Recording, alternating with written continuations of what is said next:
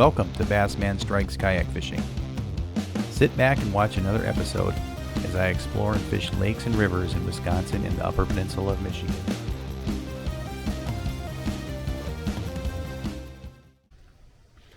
Hey everyone, BassMan Strikes here.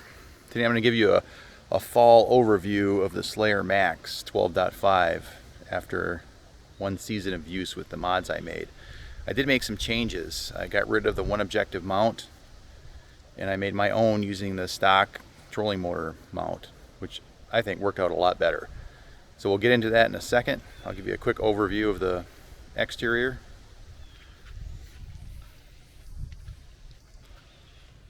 So here's the mount I made. It's just the stock Minn Kota, and you cut off the mounting bracket and sand it flat. And there's the power pole mounted right next to it, which works out great.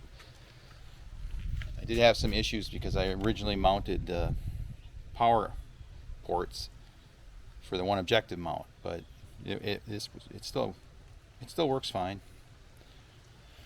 And this is the foot steering I added. I made those little through hull fittings and they worked out great. So I'll show you how I set all that up in a second. This is the foot steering. This works out outstanding. Probably one of the best things I've done to this kayak. Also added the Versastack mod under the seat. This also works out extremely well. It gives you like a junk drawer to put all your stuff.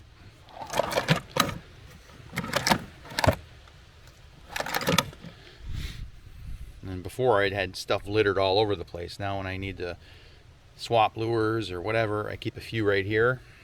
So with the motor I don't have to like remove this all the time. This stays strapped down. And then I can just drop them in here. It acts like a junk drawer. Works out great. And then you can see there's the switch panel. I did at one time have the throttle coming out through there and the fish finder, but I moved that because it just didn't work out with the foot steering. I'll show you that in a second. So here's the throttle. I used some YakAttack through hull mountings right here on both sides, one for the throttle, and then if we go over here,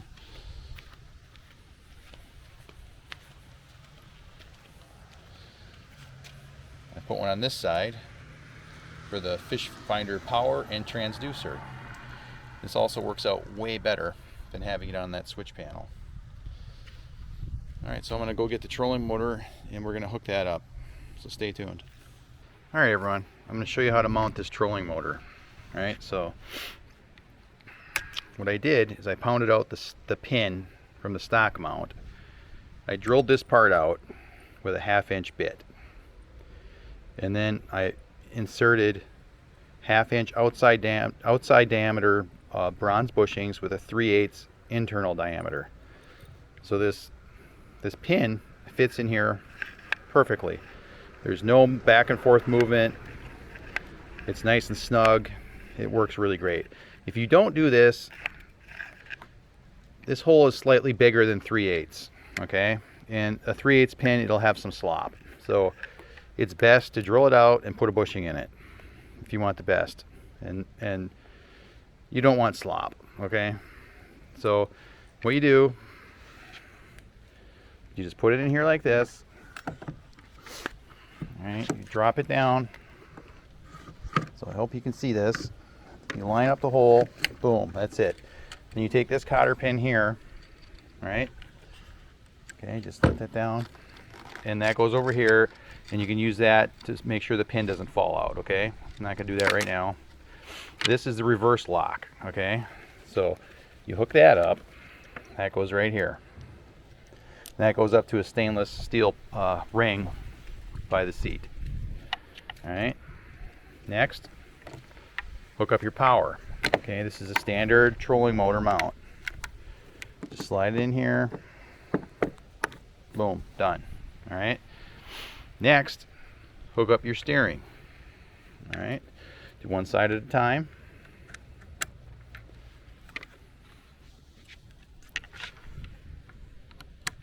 That's it.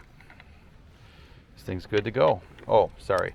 You don't necessarily need to use this because you can lift it with the foot pedals. If you push both foot pedals forward and use the reverse lock, to unlock it, it will lift the motor up. And that's extremely handy. Like if you're coming into shallow water, you can easily lift it.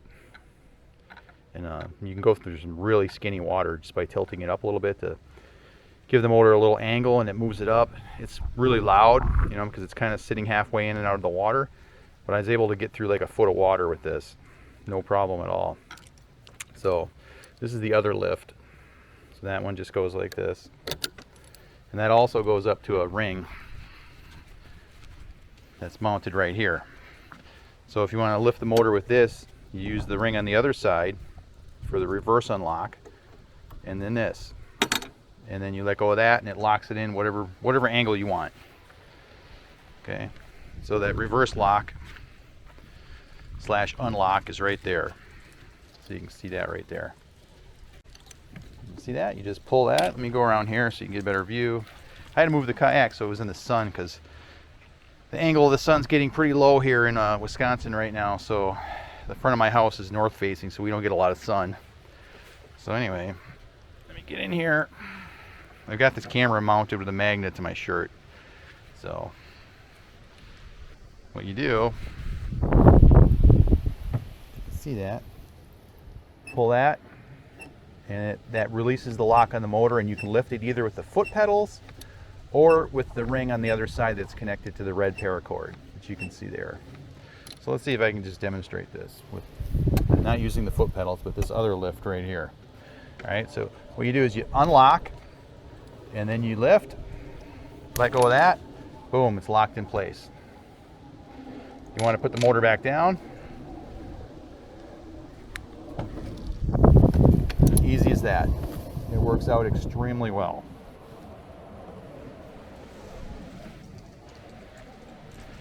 And then again, I'll give you a quick overview of the foot steering here.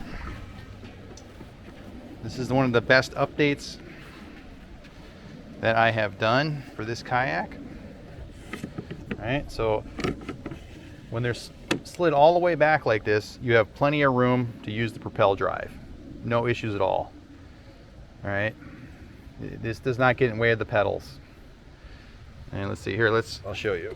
Let's flip it around. I can't put it down because the trailer's in the way, but to show you, let me put the hatch back on. All right, so you can see there's plenty of clearance for the pedals when the foot pedals are all the way back. And normally, when I'm using the motor and I take this with me, I flip it around like this. And the reason is it gives me a lot of free deck space. And then if for whatever reason the motor fails or whatever, I just flip this back and I can use the Propel Drive. On some smaller bodies of water where I can paddle, I won't even take this. It makes no sense. It just gets in the way. But if I'm going like 2 or 3 miles up a river, I'll take this as a backup. That makes sense, right? So now to actually use the foot steering, what you do is you slide this all the way up, right? And these are the slider Select designs, right? And I actually got this idea from Jeff Little over at his channel. I'll put a link and a shout out for him. So you do that for both sides, and these, they slide back and forth, and you can also adjust the pedal, right? So I've got it set up for me with the pedal all the way at the end of the slider. And if we do that to the other side, right there, when the foot pegs are like that, the motor's straight in the back. All right, so let's see if we can see this. If I can get this with 2 hands here, you can see everything. I have no idea if this is going to work, but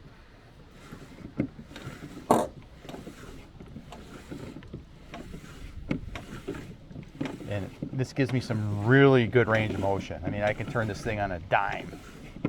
Works extremely well. All right, so that's the foot steering. I highly recommend this if you have a motor.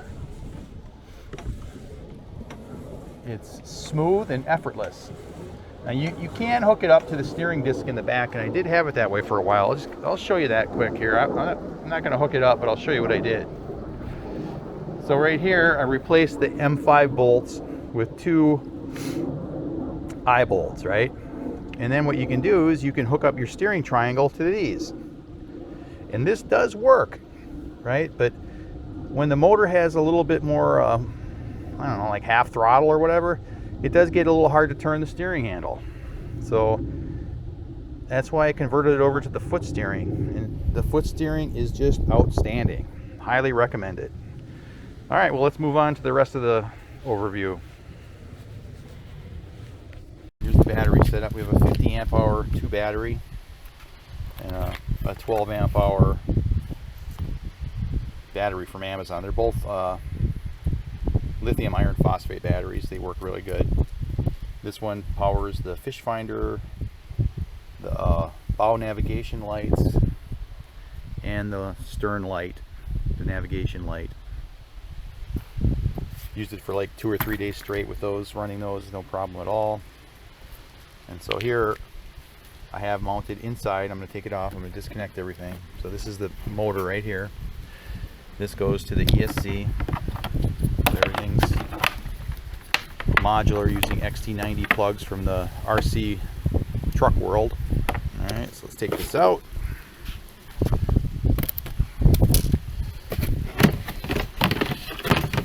So I got holes drilled in here.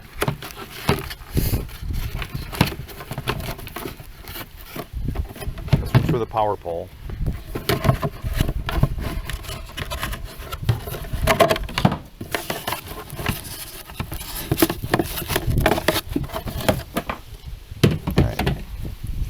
We look in here, yeah, I do have a little bit of water from when I washed it last week. I never got rid of it. So I've got this ESC. This is a ESC from a radio controlled truck, aka rock crawler. Alright, so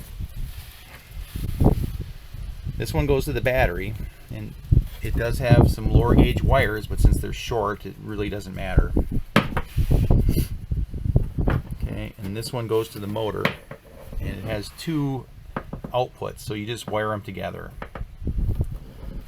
So that goes to the motor, all XT90 plugs.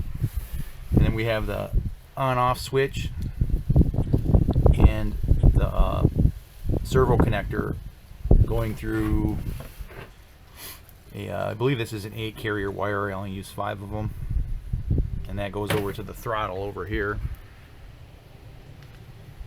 Here in the throttle, against waterproof. Pretty much it. That's the setup. This ESC works extremely well with the Minn Kota 30-pound thrust. Been using it all summer, and it works great. The one thing that I found is in your throttle, don't use these little servo connectors. They work okay here, but for some reason in the throttle, they would get loose and I'd lose the connection. So I ended up soldering those. I haven't had an issue since. And I also have a little fuse box and some USB adapters that power the camera front and rear. So there's one of these little adapters right here in the front, and there's one in the back, and they come out here. So this works out really good. This works out way better than those USB power adapters that you can get, those flush mount ones. Those just get wet and they rust, or they just stop working. They're junk. So you just use a regular old USB cable, and you can get these little covers for them. So that works out really well for your cameras. So that's the front one. Back here, that's the one for the rear camera. Sometimes I don't use this if I use a hat cam, and I have a painter's pole that I mount right there. The through hull fittings, right? If you're going to do your own foot steering, you got to have a way for these cables to come out. So what I did is I used some leftover starboard from this, and then I made these through hull fittings on the belt sander. So I cut out a little template in paper. I used a Sharpie to mark them on here. I cut them out with a coping saw. Then I shaped them on the belt sander and countersunk the screw holes. And I did use full backing plates. There's a piece of starboard behind this one with nuts And then there's just nuts and bolts on this one because I could reach it. If you look close, I used the plastic waterline tubing and brass inserts, which you can get at the hardware store. And I highly recommend using the brass inserts for any type of steering, because this stuff can cut through that plastic. It's kind of soft, and it'll saw right through it in the right conditions. So I did that back here. And then if we go up here, the foot steering goes right there on both sides. And again, the tubing is flared with brass insert. So, and the brass actually makes it smoother too. So it works out extremely well. Highly recommend it.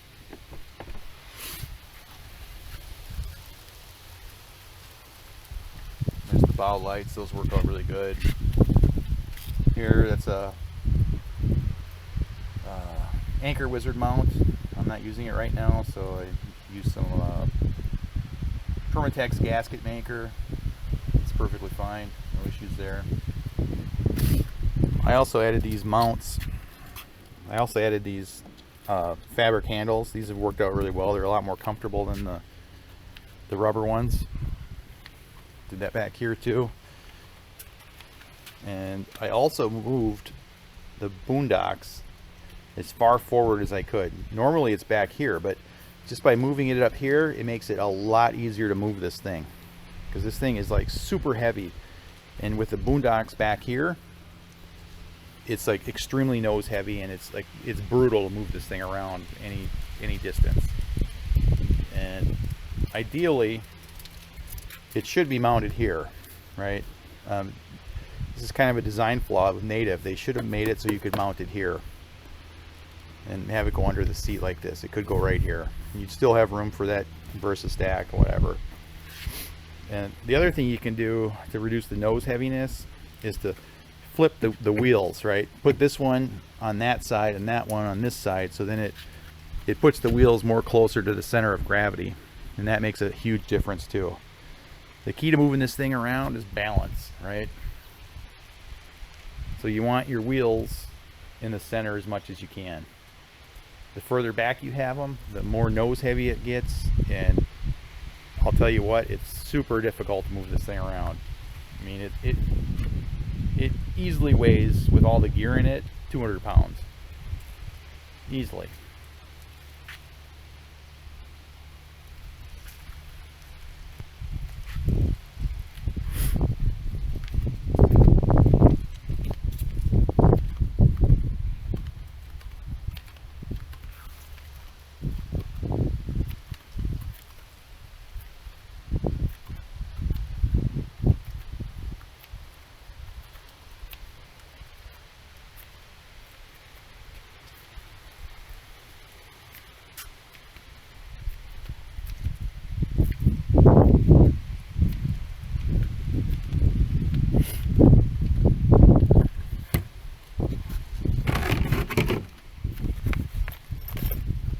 Native does have a problem when you run this without the drive in here. Tons of water comes in, even with this strap down. I added some weather stripping here. This helps a little bit, but without the drive in here, it makes a really loud gurgling noise, and you can just see the water coming through here. So when you put the Propel Drive in, this anti-cavitation plate it has does help keep some of the water from coming up through that cavity.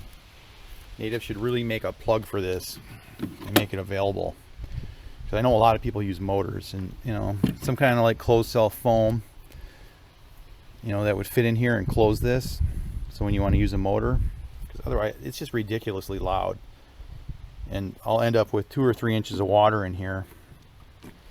And yeah, that's kind of an issue when it gets cold. Like right now, it's I'm gonna go fishing, it's in the 40s. Even with wading boots on and neoprene socks on the waders, my feet still get cold because of the water.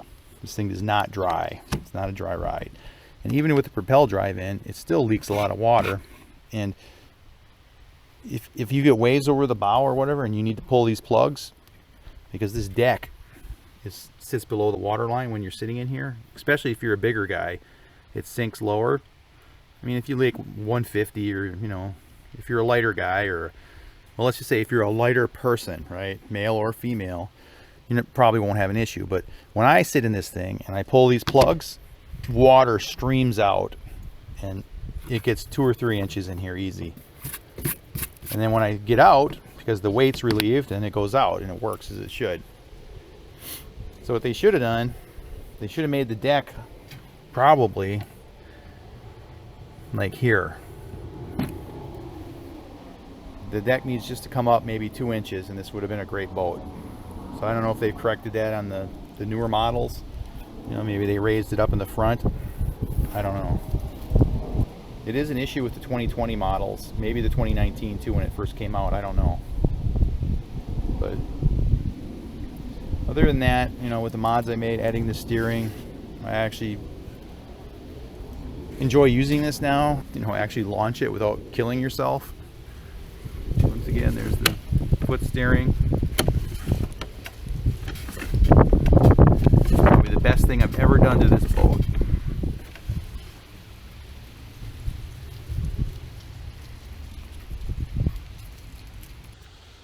So this is one thing here. I did experiment using a different kind of paddle holder. This did not work out well, and I ended up going back to the sidearm mount when YakAttack came out with these.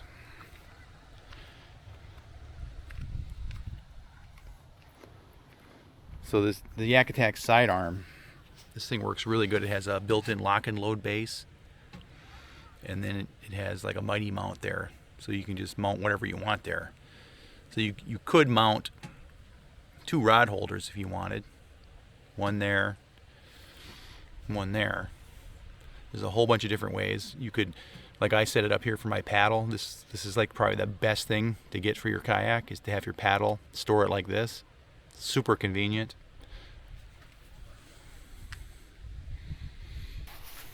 All right, everyone. That's it for this video. If you liked it, click the like button and leave a comment. BassMan out. Thanks for watching BassMan Strikes Kayak Fishing. If you like this video, please click the subscribe and like buttons. If you'd like to be notified of new content, click the bell button. If you have any questions about lures, equipment, etc., please leave a comment. Also, be sure to check out our Facebook page and join our group Black Bass Central. Links will be in the description. We'll see you next time.